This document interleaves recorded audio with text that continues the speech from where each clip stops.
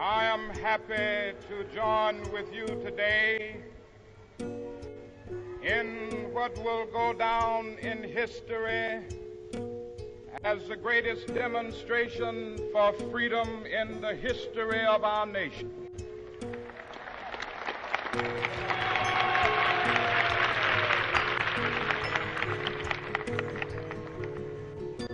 As a great beacon light of hope to millions of Negro slaves who had been seared in the flames of withering injustice.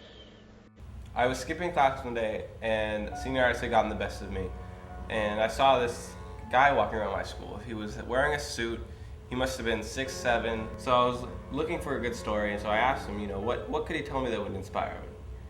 And he goes to tell me about this class of 1981, the Apollos. In 1977, a new class of students came to Oakland Tech, and these were the first ninth graders that we had at Oakland Tech since the 1930s. I was a member of the Political Action Committee there at Oakland Tech, and also class treasurer at the time. In the course of the fall of 1979, I brought to their attention that the Martin Luther King holiday in Congress had failed one more time, and it had failed every single year, and it died in committee. It never ever got to the floor of Congress. I remember it was in our U.S. history class, the question came up as to why there was no holidays for an African American or anyone of color. And they said, well, they ought to have it. And I said, I would agree. And they said, what would it take to do it? And so we sought out to do it from that point. And they were eager, straining at the leash, and very excited about it. And I said, this is not an easy chore. And I said, you got a choice. You want a nice show with a lot of marching and demanding, or do you want it to become law? They said, well, we want it to become law. And I said, it'll take a year to prepare for this. We were getting up early in the morning to be in Sacramento for 7 o'clock. So that was on our own time. Even on the weekends, we were going out and trying to solicit support from different community people. And it was a very sophisticated campaign. And so he's telling me this story about this high school class, about how they were resilient, and they went to every Senate meeting, and they talked to all the senators, talked to all the representatives. So I remember going through all of those steps, as well as going to Sacramento, as I said, lobbying, going and knocking on the doors and saying, well, this is the bill, this is what we're trying to get passed, can you hear it? A very, very, very, very conservative Republican from Tustin, Southern California, Orange County, that was adamant against it. He put together a booklet of really derogatory information and sent it over to the Assembly. I just remember being mad. We read it and they were saying that he was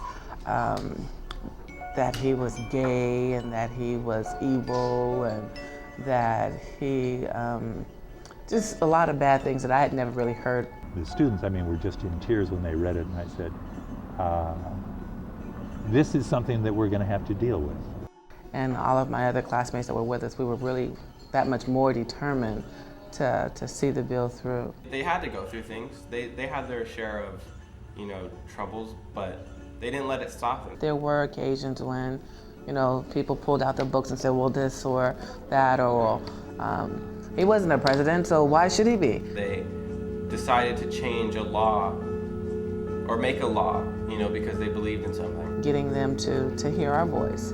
And that in itself was quite an experience too, if you can imagine. At that time, I was being really little and small and timid, and in a room full of all these politicians who are there looking now at us and wanting to hear what we had to say. One Republican, also from Orange County, told us, he said, you need 21 votes to have it pass. He said, I'm supportive of it, but I'm not going to support it and have it fail. You get 20 votes on the floor, and I'll give you your 21st vote. And that's exactly what he did. Place exploded in applause, tears and hugs, and it was really mellow. Yeah, we were very, very happy and excited that we had something to do with it, that we had a voice. A class like that should be remembered because, it doesn't happen every year. But there's only one class of the Apollos, and, it should be recognized that this class did But we refuse great to things. believe that the Bank of Justice is bankrupt. We refuse to believe that there are insufficient funds in the great vaults of opportunity of this nation. So we've come to cash this check, a check that will give us upon demand the riches of freedom and the security of justice.